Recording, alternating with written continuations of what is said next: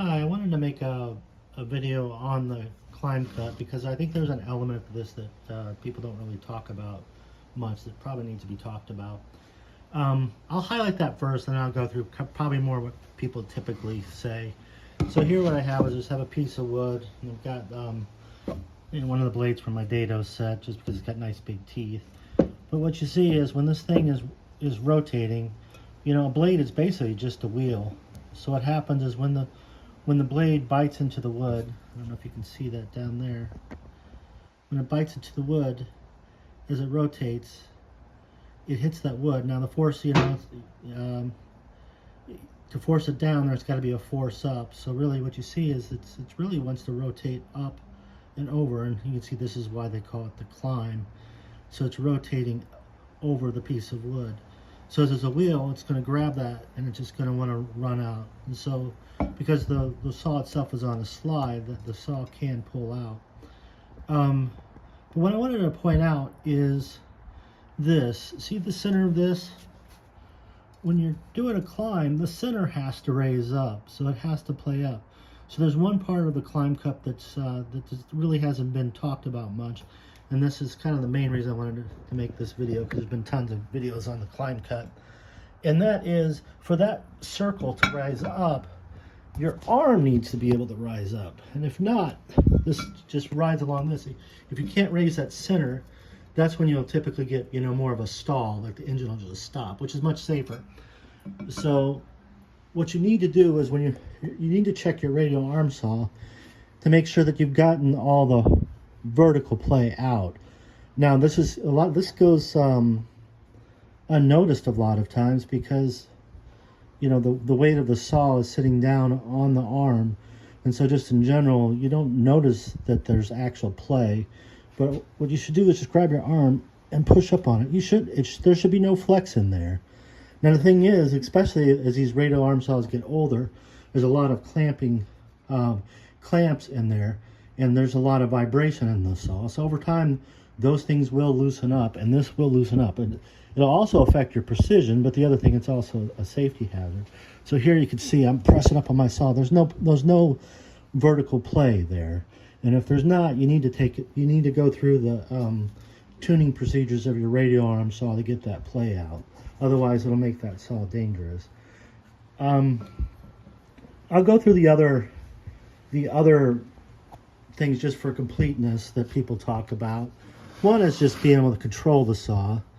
And really what that means is when you pull the saw out, you're not necessarily pulling. Sometimes you're pushing against the saw. Now you hear that noise that my saw is making. That's because it's got a safety feature on it called the control cut. I don't know how prevalent this was. I think it was a rather new feature that was added to some saws. So what they're doing is I'm pulling out as fast as I can here. I can't do that.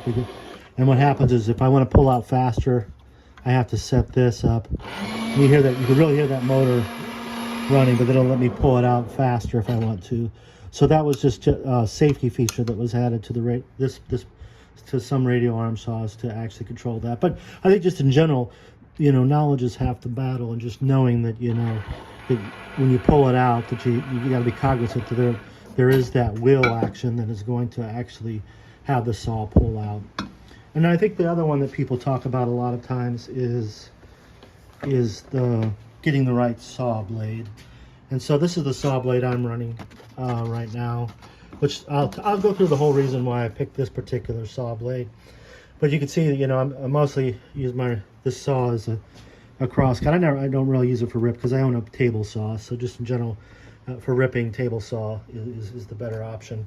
But anyway, this is an 80 tooth one, but what people talk about is the negative hook angle. And really, this isn't the actual saw blade I'm running in there. It's actually on the saw right now. But you see that there's the tooth is kind of sitting back. So what that means is it's not going to grab and pull as much. So it's supposed to make it less aggressive a cut. It's actually supposed to be a cleaner cut, so it's better for a cross cut. And then the other thing, there are a couple other things about this saw blade, just for people who are looking for a saw blade for the radial arm saw. I like what you see here is these are ATB teeth, but what it does also have is it has this flat bottom too. So I run straight ATB on my chop saw because I don't care about how flat the bottom is. But you know, sometimes I get lazy. I don't want to put my my dado set on there, or I don't need it, but I do want to hog some stuff out, so I want that flat bottom.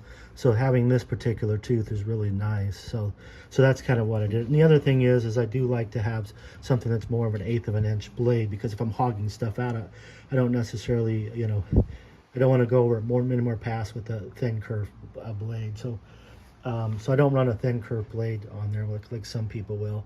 So just in general, this is why I actually like this particular blade. So yeah, I think just in general, the one thing I wanted to really point out is make sure you've got that vertical play out. Make sure you're cognizant of this. Nice feature if you can get it with the control cut. And the other thing is the blade selection. Oh, I forgot one other thing about the blade. Another thing to make sure is for the saw has got to, you know, when it hits this, if the blade is sharper, it's got much more of a chance that the wood is going to give before the saw, and you're not going to get it clogged. So the other thing is you know, use a sharp blade on there. But the negative hook angle is supposed to be good. But anyway, just one thing I don't think people have really been pointing out, which is to get this vertical play out of there. So an element on avoiding the that particular hazard out of the way. Just wanted to highlight that. So stay safe.